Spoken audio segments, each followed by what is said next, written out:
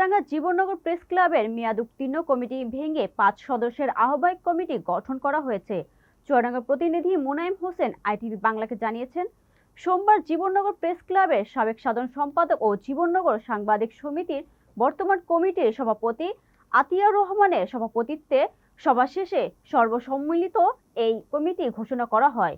কমিটিতে আহ্বায়ক নির্বাচিত হয়েছেন এনটিভি অনলাইন ও দৈনিক আজকের পত্রিকার প্রতিনিধি রিপন হোসেন।